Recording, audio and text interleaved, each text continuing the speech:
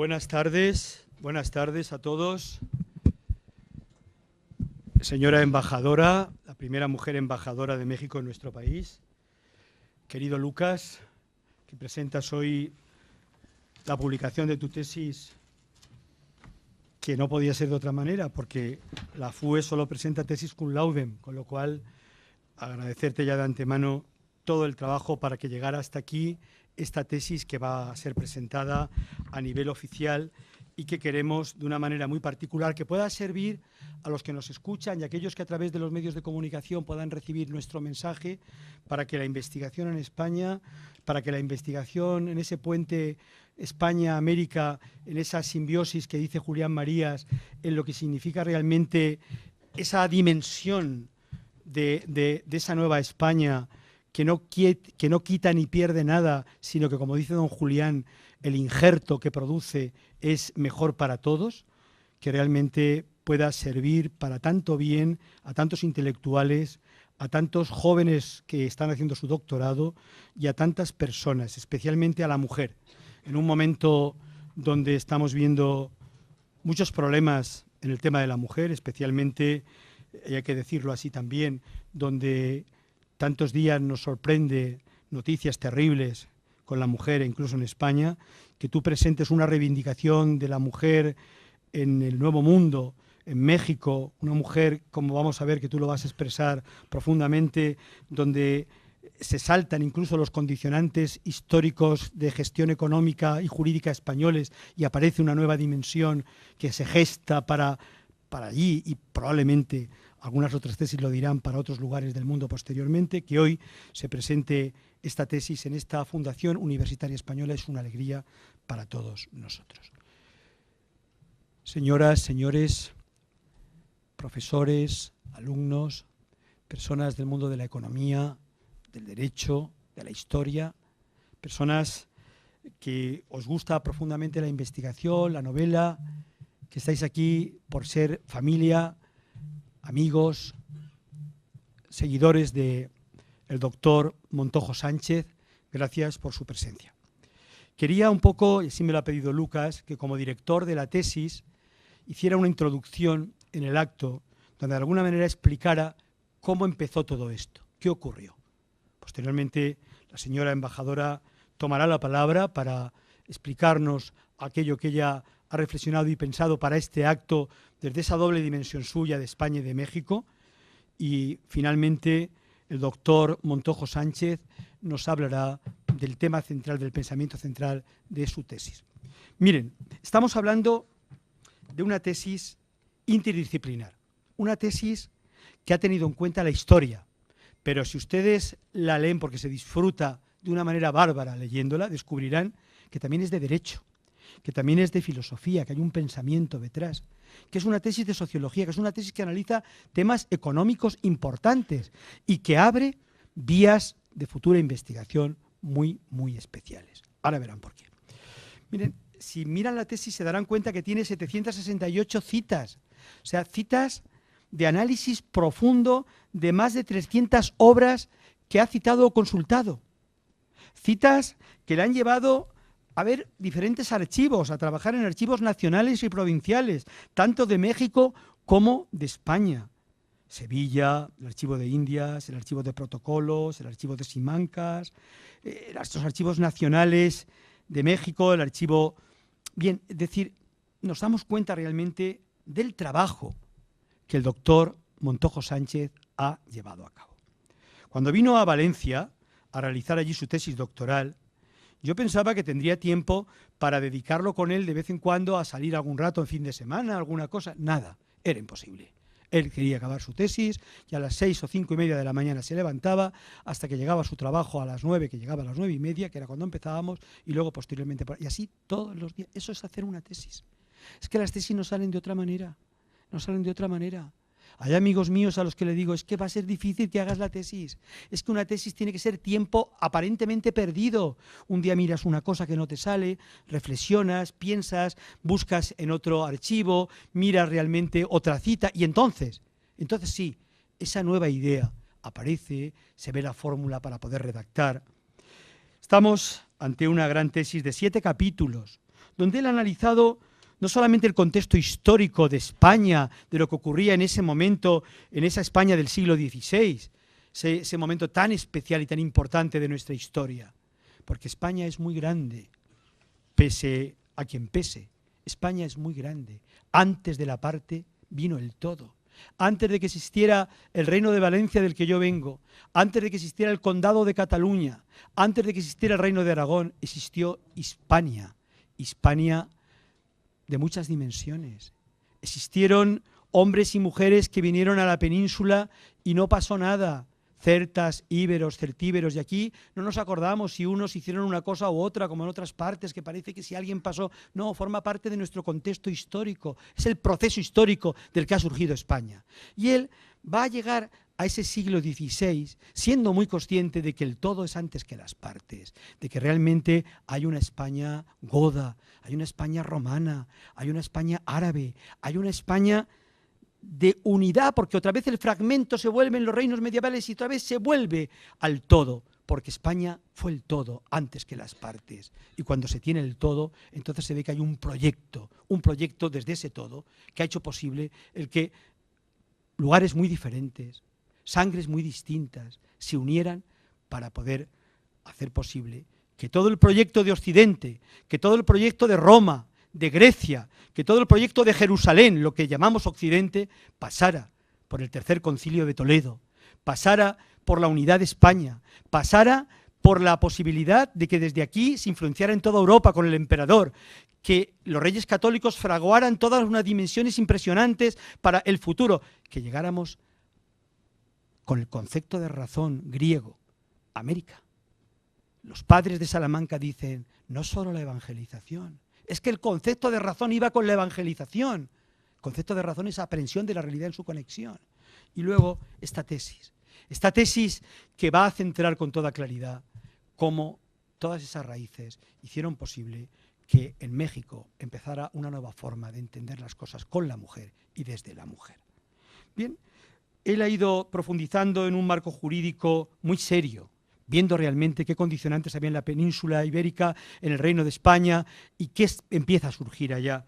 Él ha ido viendo con toda claridad todo el proceso migratorio femenino, quiénes eran aquellas mujeres, qué tipos de mujeres, un análisis de perfiles socioeconómicos, una tipología de mujeres concretas en temas incluso muy diversos y a veces aparentemente escabrosos, pero que gracias a eso ha podido llegar a unas conclusiones magistrales, una tesis cum laude, una tesis que hace que el director de la misma pues haya subido un poquito más por tener un alumno que ahora es más ya que el director, por todo lo que ha hecho y cómo lo ha hecho y cómo lo ha realizado y lo a gusto que se siente un director de tener un alumno de esta categoría y de este nivel. Saben que él estuvo en México, saben que él dedicó un tiempo de su vida a la universidad en México y allí trabajó.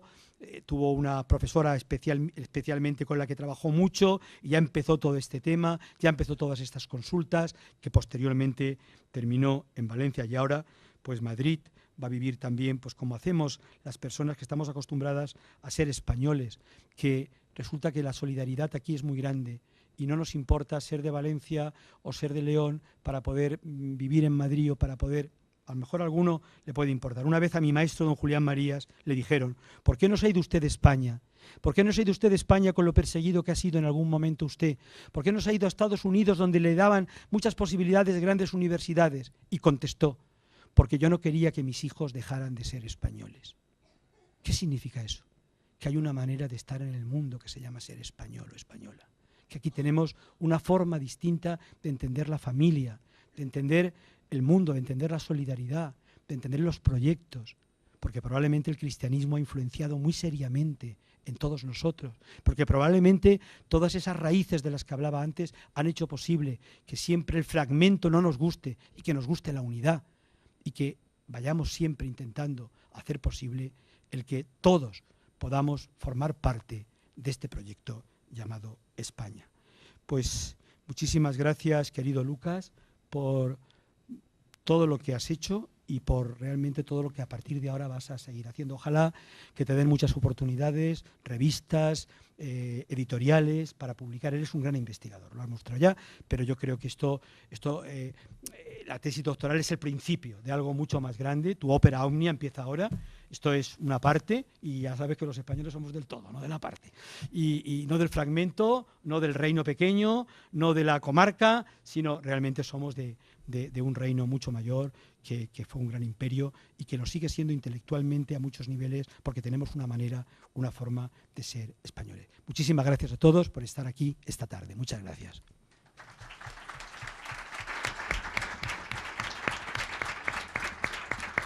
Tiene la palabra la señora embajadora de México en Madrid, que recibimos muy gustosos, justo porque además el tema tiene que ver con sus dos países y justo porque además, ya la verán ustedes, yo la he conocido hace un momento, pero es de una simpatía arrolladora. La recibimos con un fuerte aplauso, como hacemos nosotros.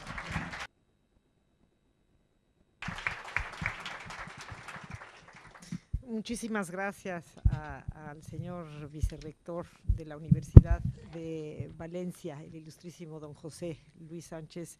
No me merezco este aplauso, pero voy a hacer méritos a ver si al final sí me lo gano. Realmente para mí es un honor muy grande haber sido invitada a algo tan importante, ¿no? Como es el divulgar, el dar a conocer una tesis de doctorado de gran calidad y una tesis de doctorado que ha hecho Lucas Montojo, que refleja un tema fascinante y que se ha hecho una investigación verdaderamente cuidadosa en archivos tanto de España como de México, que nos trae resultados muy sorprendentes. Yo he aceptado de todo gusto, sin ser experta en el tema, porque me ilusiona muchísimo ver que aquí en España se cultivan los estudios de la Nueva España, de lo que hoy en día es mi patria, de México, y que nos ayudan mucho a entendernos a nosotros mismos. El periodo virreinal, 300 años, ha sido poco estudiado, nunca suficientemente estudiado por nosotros mismos, y tal vez también por los españoles. Entonces, estos estudios detallados que van a los archivos y que profundizan sobre temas son muy importantes.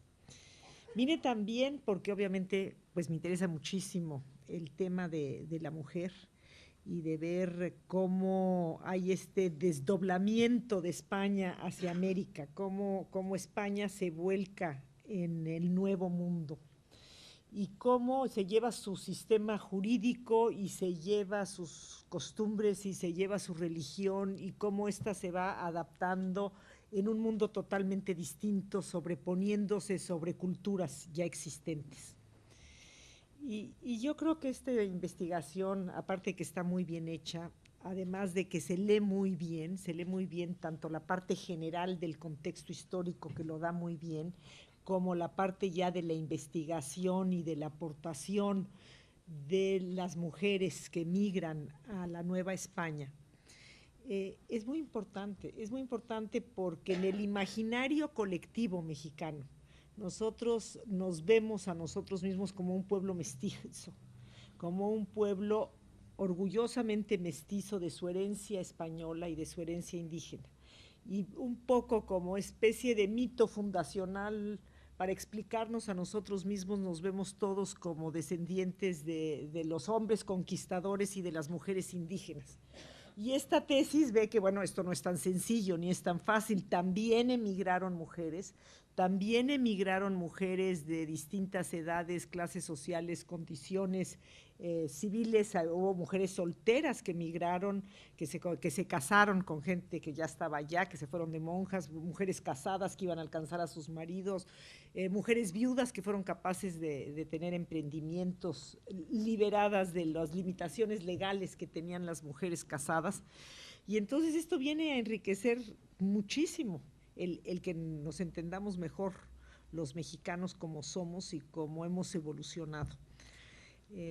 Para mí estos 4 años de embajador aquí en España han sido fascinantes por la oportunidad de poder conocer mejor España y en cierto sentido de poder entender mejor México, porque México no se entiende sin España. Nosotros todavía no cumplimos 200 años de vida independiente y sí tuvimos 300 años de virreinato en donde el virreinato se administraba de la misma manera que España, ¿no? Con las mismas leyes, con las mismas costumbres, con las mismas implantaciones. Entonces, aquí hay muchísimo aprendizaje. Yo realmente les recomiendo la lectura porque no se puede contar así de fácil. Es una historia, es una investigación profunda que merece la atención y merece la lectura de todos ustedes. Yo solamente quisiera detenerme en el punto de la viudez, que me interesó muchísimo, ¿no? Cómo que las mujeres viudas eran las que quedaban liberadas de las ataduras. Las mujeres solteras estaban bajo la protección de la familia, las mujeres casadas del marido, y las viudas fueron las que pudieron hacer actividades importantes, empresariales inclusive, ¿no? Inclusive hay historias que habría que estudiar en lo individual, ¿no? Se sabe de mujeres que fueron en la conquista con Hernán Cortés, se sabe, por ejemplo, de la triste historia de la esposa de Hernán Cortés que lo fue a alcanzar y murió al poco tiempo en situaciones extrañas, ¿no? Pobrecita. Hay historias individuales que habría que seguir, que habría que entender, pero había un historiador mexicano muy conocedor de los temas indígenas y de la sociología. Andrés Enestrosa decía, hacía de chiste, pero para ilustrar muy bien un tema, ¿no? Decía, la mejor etapa del matrimonio es la viudez, aunque uno sea el difunto. Gracias. Ahora eres graciosa. Bueno, él se reía mucho y todos los que lo escuchaban se reían, y luego él tuvo la desgracia de quedar viudo y de sufrir muchísimo por haber hecho este chiste. Pero en realidad sí es interesante esa situación de la mujer viuda, ¿no? Todavía hoy en día por ejemplo, ciertas profesiones como la mía, ¿no? Es difícil entender, somos muy nuevas las mujeres que somos embajadoras. Para nuestros maridos hay un papel, les pregunta, bueno, ¿y usted qué hace? ¿Usted qué es? ¿No? Bueno, no se le dice el embajador. Cuando un hombre es embajador, a una mujer se le dice, a su esposa se le dice la embajadora. Cuando es el caso contrario, no. Entonces, todavía cargamos con esta herencia patrimonial de estas sociedades patriarcales. Estamos en proceso de transformación, de cambio de lo que es el papel del hombre y el papel de la mujer, y de ajuste dentro de la familia, esa célula de la sociedad, a adaptarse a la realidad de que la mayor parte de las mujeres ya trabajamos. Cuando yo entré a la Cancillería, me acuerdo que se decía que era un problema para las mujeres, ¿quién se iba a querer casar con nosotros? Bueno, la buena noticia es que ahora ya tampoco nadie se quiere casar con los diplomáticos hombres, porque todas las mujeres quieren tener su carrera y ya no quieren casarse con un joven diplomático que va a iniciar una carrera saliendo al extranjero. Entonces es una transformación del papel de la mujer que nos ha tocado ver en nuestras propias vidas de manera muy radical, y que por eso es tan interesante ir a las raíces y hacer este estudio de campo y poder ver de todas estas tradiciones y todas estas raíces. No puedo cerrar esta presentación sin hacer mención a una mujer que marcó a la Nueva España, y es Sor Juana Inés de la Cruz. Esa monja que cultivó todos los géneros de la literatura, que contribuyó de manera significativa al siglo de oro español, porque realmente la calidad de sus escritos no disminuye en nada de lo que se estaba produciendo en el siglo XVII en España, es un poco posterior a esta investigación, pero que es una mujer que en sí misma, su historia, su vida, reflejan mucho de lo que era la condición de la mujer en la Nueva España. Es una mujer que ella misma es hija ilegítima, y que eso es un fenómeno social que se veía con frecuencia en la Nueva España, y que inclusive en el México moderno no hemos dejado de tener que no existe una consolidación del concepto del matrimonio tan fuerte como existe en España.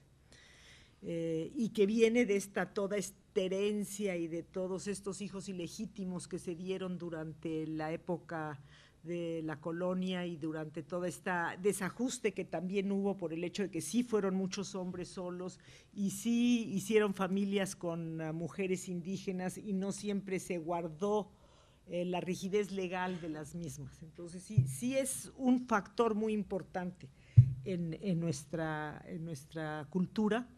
Y Sor Juana personifica todo esto. Ella es hija ilegítima, es una mujer que quiere estudiar, que quiere formarse y que se da cuenta que en esa sociedad era muy difícil para una mujer ser estudiosa y si se iba a casar y iba a ser madre, y ella opta por ir al convento por su vocación religiosa, pero también por la idea de poder ahí desarrollar su vocación intelectual. Y sí que la desarrolla de manera impresionante y sí que tiene no nada más estudios muy complejos y filosóficos, literarios, que reflejan toda la cultura de esa época, pero que también tiene versos populares que hasta la fecha hoy recordamos. Tal vez el más famoso, no sé si aquí en España es tan conocido, ese de hombres necios que acusáis a la mujer sin razón, sin ver que sois la ocasión de lo mismo que culpáis. Y realmente ella es una feminista que nos ha dejado marcadas a todas las mujeres, yo creo que de habla hispana, ¿no? Porque seguramente aquí también se le conoce y se le ha leído y ha dejado un impacto. Pero, Lucas, doctor Montojo, muchas felicidades y yo, al igual que el vicerrector, te animo a seguir adelante en la investigación, en el estudio. Ojalá sea en los temas americanos, me fascina la idea, y que prospere todo este intercambio académico en los dos lados del Atlántico para ayudar a comprendernos mejor, porque yo creo que no se puede entender a México sin España y seguramente a España tampoco sin toda su proyección hacia América, y tal vez el país que más quedó marcada esa huella es la Nueva España, es México. Muchísimas gracias.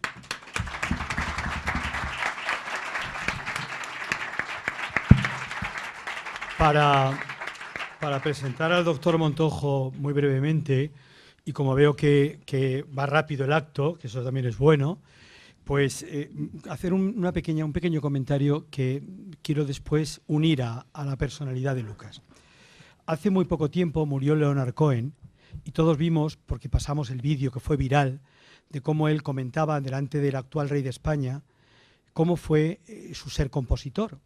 Y Leonard Cohen decía, cuando le dieron el premio Príncipe de Asturias, decía que quería agradecer a España lo que había hecho por él. Y todos nos quedamos un poco, ¿pero qué ha hecho España por usted?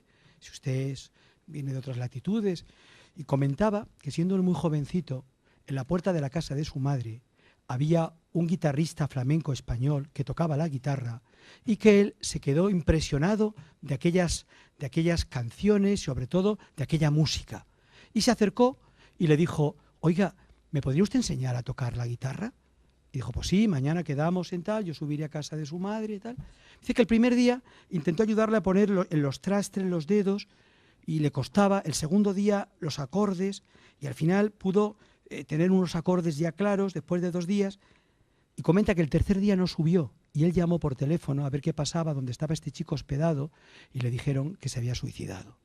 Y él comentaba delante de Felipe VI, que entonces era el príncipe de Asturias, comentaba, señor, solo 2 días fueron suficientes para que creara en mí una novedad, para que aquella persona, aquel español, aquel chico que tocaba la guitarra flamenca, me hiciera una novedad en mi interior y yo, a partir de ahí, toda mi música proviniera ya de aquel momento, crear una novedad.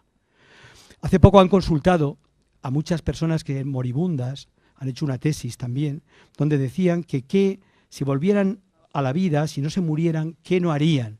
Y todos comentaban que nunca trabajarían en aquello para lo que no tuvieran don. Que primero hay que saber qué don tiene uno, y después la carrera, y después el oficio, pero primero el don, ¿no?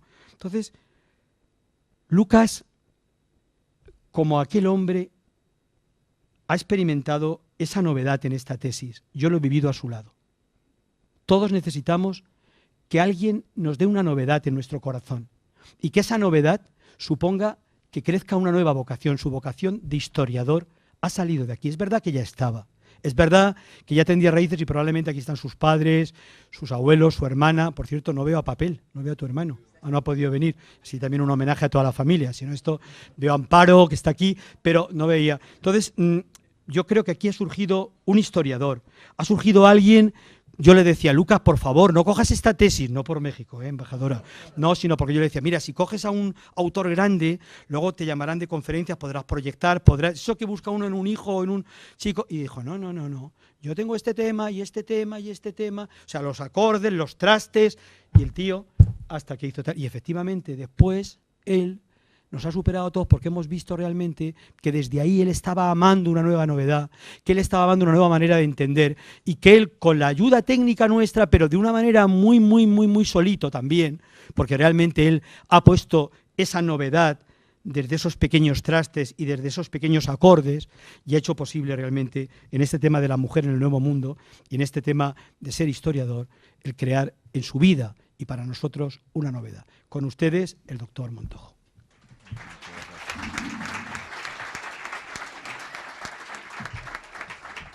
Pues muchísimas gracias a todos ustedes por venir. Muchísimas gracias, don José Luis. Muchísimas gracias a la excelentísima señora doña Roberta Lajoux Vargas, embajadora de México en España. Es, la verdad, un honor tenerla aquí. Le agradecemos muchísimo que haya aceptado la invitación que le hicimos. Sabemos que tiene una agenda muy apretada y ha hecho un hueco para poder estar aquí y le estoy agradecido de corazón. Me hace especial ilusión que usted esté aquí por dos motivos. El primero de ellos, porque usted representa en mi país el territorio donde se desarrollan los acontecimientos que yo narro en mi tesis. Y el segundo, por un sentimiento de cariño y agradecimiento profundo que yo tengo con México. México fue el primer lugar donde se me ofreció una oportunidad en la universidad. Y bueno, pues para mí México sí fue un poco la tierra de las oportunidades, ¿no? Por dejarme dedicar, por dejar que me dedicara a lo que me gusta. Tal vez sea exagerado que me aplique la teoría de Chavela Vargas. La teoría de Chavela Vargas es cuando le preguntaron que por qué decía que era mexicana cuando de verdad, en realidad era costarricense. Ella contestó que los mexicanos nacen donde se les pega la gana. Bueno, pues a lo mejor es un poco exagerado aplicármelo, pero representa muy bien los sentimientos que tengo por su país. Ilustrísimo señor, don José Luis Sánchez García, vicerrector, y no le gusta que lo diga, y lo voy a decir, vicerrector desde hace más de 15 años y miembro fundador de la Universidad Católica de Valencia, por algo será, cuando son cargos normalmente entre 4 y 5. Muchísimas gracias, don José Luis. No gracias por estar aquí, pues no podías no estar, porque este libro es de los dos. Sino muchísimas gracias por tu cariño y sobre todo por tu confianza. Don José Luis fue mi jefe directo en la Universidad Católica de Valencia y mi director de tesis y ha sido un apoyo constante en este proceso que conlleva realizar una tesis doctoral. Se lo he dicho en innumerables ocasiones, pero se lo repito hoy con más motivo. Muchísimas gracias, José Luis. Y me van a permitir que antes de continuar agradezca la asistencia de algunas autoridades que bueno, pues me honran hoy con su presencia. Don Marcial Marín Ellín, secretario de Estado de Educación. Don Jaime Alonso Díaz Guerra, diputado, muchísimas gracias. Don Fernando Jou Rivera, no sé si lo voy a decir bien, vicesecretario de Estudios y Programas del Partido Popular y gerente del Hospital Poveda. Don José Eugenio del Castillo, alcalde de Quismondo. Don José Luis García, vicesecretario de Política Social y Sociedad del Bienestar del Partido Popular de Sevilla. Don José Manuel Trigo, alcalde de Olías del Rey, mi municipio.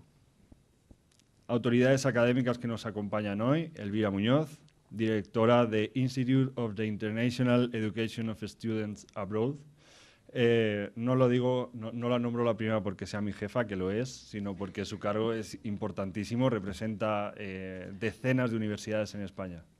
Don José Ángel Ajejas, académico de la Universidad Francisco de Vitoria, que además conocí en México. Doña Concepción Navarro Azcue, catedrático de Historia de América de la Universidad Complutense de Madrid, que me hace especial ilusión que esté usted hoy aquí. Pues gracias a usted me enamoré de la historia de América. Cristina Escribano Gamir, catedrático de Derecho Mercantil de la Universidad de Castilla-La Mancha. Muchas gracias, Cristina, por acompañarme hoy. No podías tampoco no estar porque fuiste miembro del tribunal que evaluó esta tesis. Don José Juan López Portillo, hablando de México, profesor e investigador de la Universidad de Oxford. Don Rafael Guardans Cambó, presidente de la Fundación Institucional Española. Don Joaquín Müller-Thyssen, presidente de Fundeu BBVA, y don Alfonso Arteseros, el gran documentalista don Alfonso Arteseros. Otras personalidades relacionadas con América, la primera de ellas Cristóbal Colón de Carvajal, duque de Veragua, descendiente directo del descubridor de América. Es un orgullo enorme que esté usted hoy aquí. Don Alfonso Ceballos Escalera, marqués de la Floresta y vizconde de Ayala, muchísimas gracias por acompañarme. Doña Pilar González del Valle, marquesa de la Vega de Anzo.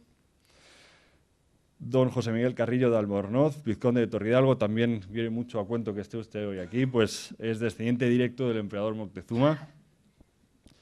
Don Eduardo Chavarri Cabezudo, marqués de Aguilar Real y marqués de Gorbea. Teresa Arnau, condesa de Daia Nueva. Miguel Mas, marqués de San Eduardo. Santiago Sangro y de Liniers. Sofía de Borbón. Muchísimas gracias a todos por haber aceptado mi invitación y por encontraros hoy aquí. Y desde luego que me sobrepasa que de verdad que hayáis querido acompañarme. Como ustedes comprenderán, no puedo continuar sin dar las gracias a mis padres, a quienes debo todo. Gracias por su apoyo y por su cariño. Y también a mis amigos, pues sinceramente, al igual que no es fácil hacer una investigación doctoral, no es fácil tener cerca a alguien que la está haciendo, pues le padeces, ¿no? Y entonces, pues doble agradecimiento para ellos. Un agradecimiento muy especial a Amparo Rodríguez García Rojas por su paciencia. Miren, el Eclesiastés, que es este libro del Antiguo Testamento, empieza por la parte que todos conocemos, y dice: quien tiene un amigo tiene un tesoro. Esta parte es muy bonita, pero para mí la más bonita es la que continúa. Quien tiene un amigo tiene un tesoro, tiene un refugio seguro y tiene un bálsamo para la vida, ¿no? Esto es lo que yo encuentro en mis amigos y que no es poco, ¿no? Voy a tratar de ser breve, pues si no pretendo de ninguna manera presentar una síntesis del libro, pues no tendría ningún sentido. Estoy convencido de que un porcentaje muy alto de las personas que me acompañan hoy comprarán el libro. Además harán muy bien porque los beneficios del libro son para la Fundación Universitaria Española. Probablemente un 50% o un poquito menos lo comenzarán a leer. Y probablemente en torno al 15%, solo el 15% lo terminarán de leer, que harán muy bien. Pero ese 15% son los que de verdad les interesa el libro, aunque les prometo que es interesantísimo, aunque no lo debería decir yo. Pero, bueno, pues solamente es ese 15% el que de verdad interesa. Aquí, por cierto, me ha sorprendido, no porque esperaba menos, sino porque comprendo que la señora embajadora tiene muchos compromisos y les aseguro que se ha leído el libro por varios comentarios que ha hecho en su ponencia. Hoy es un día muy importante para mí, pues hoy es el día que acaba un proceso que comenzó en el curso 2013-2014 en la Universidad Anáhuac de México. Yo no creo en las casualidades y de casualidad, que yo no creo que fuera casualidad, conocí a tres personas, a tres señoras que me contagiaron de su amor por la historia de las mujeres. La primera de ellas, doña Nora Ricalde Alarcón, directora de la Facultad de Humanidades de la Universidad Anáhuac. La segunda, doña María de la Luz Anaya Berrios, directora del Centro Anáhuac de Estudios de la Mujer. Y la tercera, doña María José Encontra y Vilalta, coordinadora de doctorado de esta universidad. Estas tres mujeres, de forma directa o indirecta, me acercaron a un tema que hasta entonces para mí era completamente desconocido, el tema de la mujer. Y tanto me interesó, tanto hicieron que me interesara, que me llevó a investigar sobre el tema en los archivos mexicanos, principalmente en el Archivo General de la Nación de la Ciudad de México y en el Archivo General de Notarías de la Ciudad de México. Al mismo tiempo, además, me empapaba de la información de crónicas que pudieran contener, alguna información sobre mujeres que pudieran contener las crónicas que hablaban de este periodo, el del siglo XVI. Algún tiempo más tarde volví a España, gracias a don José Luis. Además, yo volví a España gracias a don José Luis, pues me ofreció trabajo cuando no había. Y aquí lo que hice fue investigar en el Archivo General, en el Archivo General de Indias de Sevilla y en el Archivo de Protocolos, también de Sevilla. Y descubrí que algunas mujeres que yo había encontrado en los archivos mexicanos, con nombres y apellidos, las encontraba, probablemente, por ejemplo, cuando testaban, las estaba encontrando en el momento en el que iban a partir desde Sevilla hasta Veracruz. Y veía que esos nombres se repetían y que en muchos casos comprobé cómo la situación en la que partieron de la península y la que terminaron sus días en México fue muy diferente la una de la otra. Yo, cuando llegué a Valencia, cuando les acabo de contar, don José Luis me rescata y me trae a España, me obliga, porque la verdad me encantaba la historia y sabía que en algún momento iba a hacer la tesis doctoral, pero él me fuerza a que tome la decisión un poquito antes, a lo mejor, de como yo lo hubiera tomado, y entonces nos reunimos un día en su despacho y me dice que le tengo que dar un tema para mi tesis, para que podamos empezar a investigar y tal. Yo lo tenía muy claro, era la mujer peninsular en el siglo XVI en la Nueva España, y como muy bien él ha comentado, se negó en rotundo. Don José Luis es una persona, y también lo voy a decir, don José Luis, una persona con un carácter fortísimo y con las ideas muy claras. Y yo creo que don José Luis, que en ese momento no me conocía mucho, pensaba que yo no tenía un carácter fortísimo ni las ideas muy claras. Entonces aquello pudo ser una bomba de relojería y bueno, los dos creo que, no sé si somos muy inteligentes, pero fuimos listos, pues nos adaptamos lo mejor que pudimos y el resultado no ha debido ser muy malo cuando hoy nos encontramos aquí. Miren, el tema del libro es muy complicado de tratar. Es un tema complicadísimo de tratar. No de investigar, sino es un tema que es muy fácil caer en determinadas situaciones que les voy a explicar a continuación. Es un tema delicado y controvertido a partes iguales, pues es fácil que el investigador que se dedica a estudiar los temas de la mujer se deje llevar por un sentimiento natural que fluye de rencor hacia la historiografía. En realidad, la realidad historiográfica deja en evidencia una clara falta de atención al sexo femenino de forma generalizada, y también a ciertos personajes que tienen una importancia lógica no han sido convenientemente estudiados, probablemente por ser femeninos. Bien, esto es una realidad. Por el contrario, el varón, como principal autor de los acontecimientos históricos, esto es innegable, ha merecido una atención mucho mayor. No podemos dejar de reconocer que en el caso de la Nueva España, en el siglo XVI, el principal artífice de la conquista, Hernán Cortés, que por cierto, ¿no?, conquista el imperio a Moctezuma II, son varones. La autoridad civil en el virreinato de la Nueva España es el virrey. La autoridad académica en el virreinato de la Nueva España es el obispo, el arzobispo.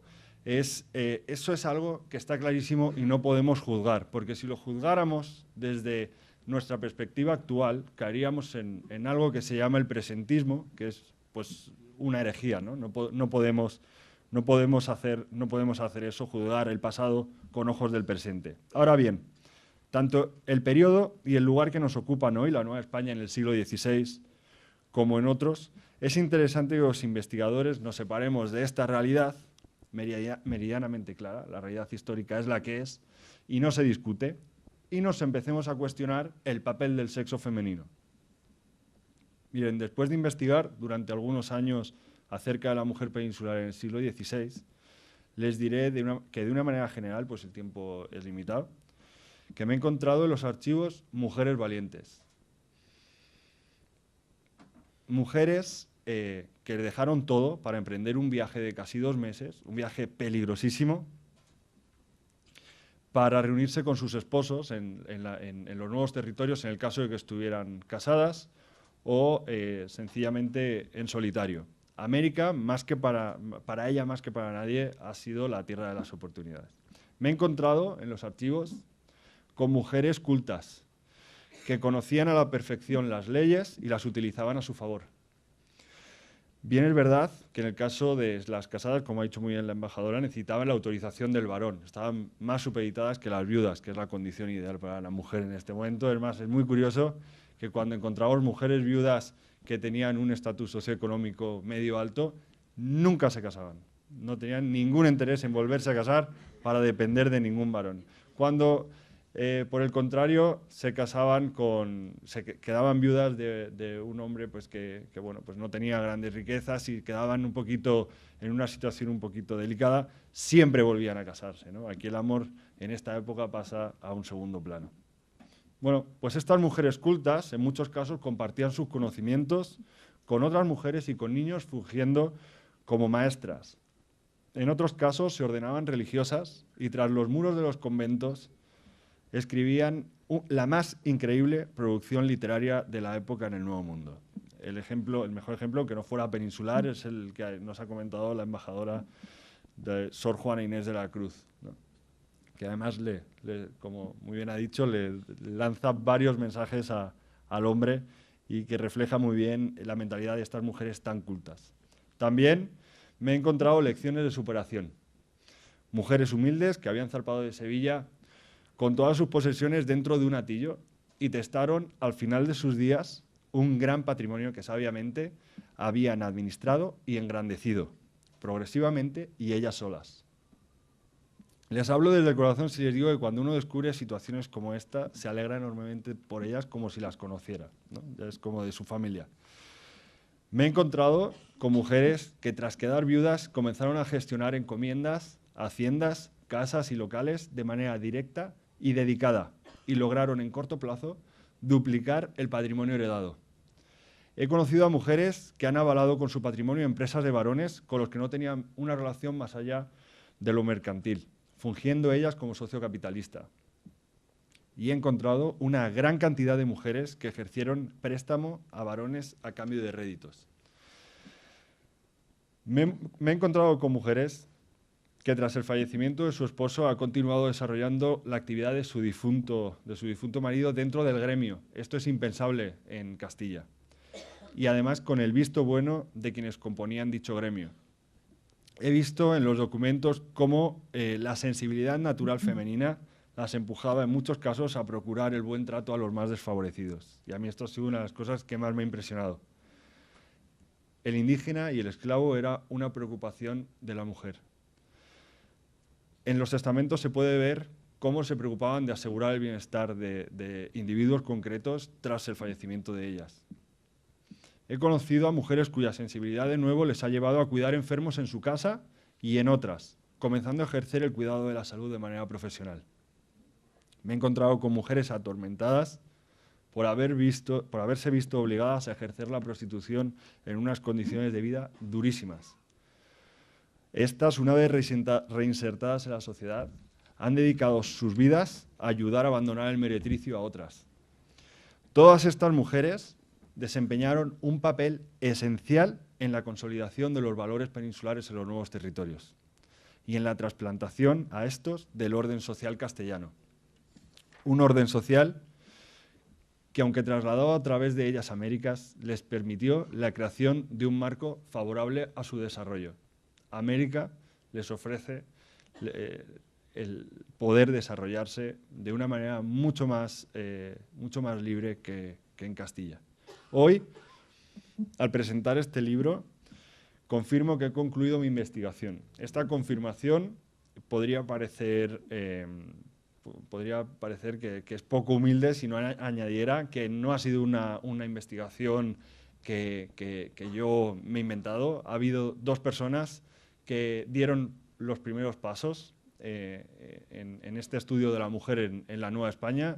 La primera de ellas fue el doctor Juan Francisco Maura, de la Universidad de Vermont, hace ya algún tiempo, y la segunda, hace relativamente pocos años, esta mujer que les he comentado antes, que fue una de las que me influyó tanto en esto, en que me interesara por la mujer. La doctora María José Encontra, de la Universidad Anáhuac. Además, creo que este trabajo conviene que sea retomado por futuros investigadores y ampliado en futuras investigaciones. Antes de concluir, me gustaría repetir las palabras con las que comienza el libro, en la página 3, creo. Las palabras del famoso marino e historiador Cesáreo Fernández Duro. Gloria a ellas, gloria a su memoria, que doquiera que fue su presencia, estímulo en los azares, ejemplo en los trabajos, nervio en el peligro, bálsamo en la adversidad, germen perenne de hechos históricos. Muchas gracias.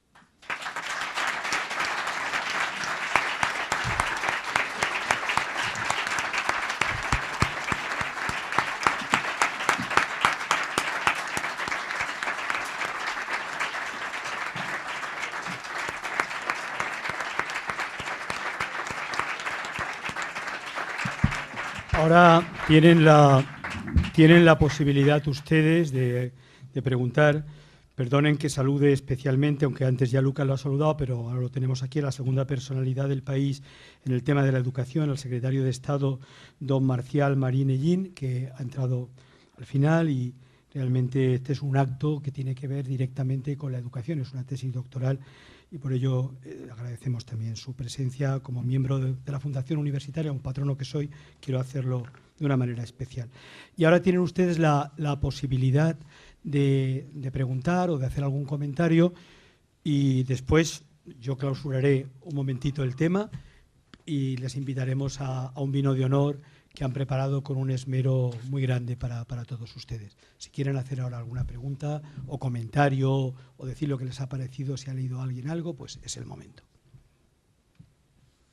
Y si no, que callen para siempre, ¿eh? Yo lo acabo de escribir en su muro de Facebook.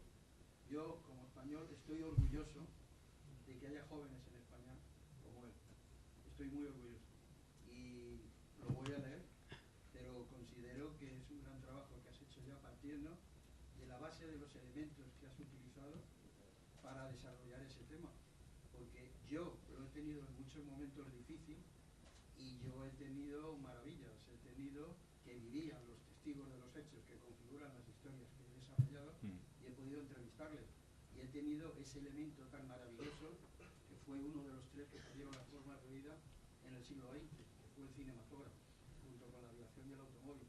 Entonces yo he tenido archivo fílmico y testimonio de los personajes. Y tú has bebido, por ejemplo, en un lugar maravilloso que lo conozco muy bien, que es el archivo de Indias, ¿no? Y todo lo que has hecho, me imagino el trabajo que realizaste en México, donde yo tengo un muy buen amigo, lo digo para que lo oiga la embajadora, que es Enrique Guzmán, el que era el cantante de los Teen Tops, que fue el primer disco de oro en España, que se lo entregó Manuel Fraga, por aquel entonces, que era ministro de Información y Turismo. Muy bien, pues muchas gracias. No sé si Lucas quiere al comentario. No, muchísimas gracias, Alfonso, y la verdad es que un comentario así de un maestro como usted es pues bueno, pues un elogio enorme. ¿Alguna? Me gusta lo que he hecho, lo que he venido haciendo desde hace A más. mí me pasa igual. Pero es que veo que tú llevas ese camino, que se te nota en la sonrisa y en la expresión que tienes. Te gusta, y no has hecho nada más que empezar. Eres joven, tienes toda la vida por delante. Espero que esto sea uno de los primeros trabajos de investigación de los tantos que seguramente harás. Y te lo deseo de corazón. ¿Alguna otra pregunta o consideración? Aquí, por aquí una señora y por aquí el duque de Veragua. Bueno, Lucas, yo como persona 50% española, 50% latinoamericana, sé, porque yo me voy a leer el libro, y al final te voy a dar gracias porque seguro que voy a entender más de dónde vengo, lo que voy a hacer y hasta dónde voy a llegar. Muchas gracias. Muchas gracias, Isabel. Gracias. Por aquí, duque de Veragua. Sí, yo quería preguntarle que seguramente en todo su trabajo de investigación habrá partido del principio principio de todo esto, que para mí me resulta dificultoso, pero usted habrá visto dentro de los documentos la dificultad que tenían ya inicialmente las mujeres para hacer el viaje ese atlántico, del cruce del Atlántico, que debía ser muy duro para ellas. La mayor parte de personas que jamás se habían subido a un barco, y aquella travesía que se prolongaba durante tanto tiempo, pues era especialmente difícil, digo yo, ¿no?